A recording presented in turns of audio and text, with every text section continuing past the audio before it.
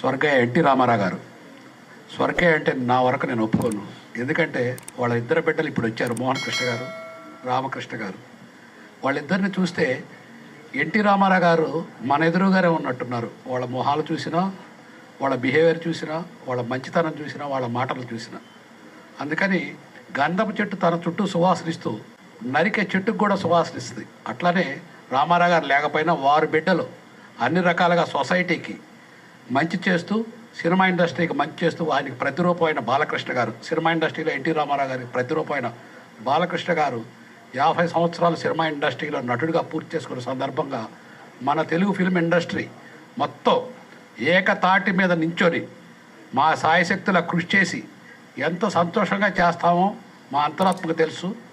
ఎంత బాగా చేయాలో అంత చేస్తామో. తెలుగు సినిమా ఇండస్ట్రీ పవర్ ఏందో ఇండియా మొత్తం చూస్తాం బాలకృష్ణ గారి ఫంక్షన్ మేము చేసి. Thank you.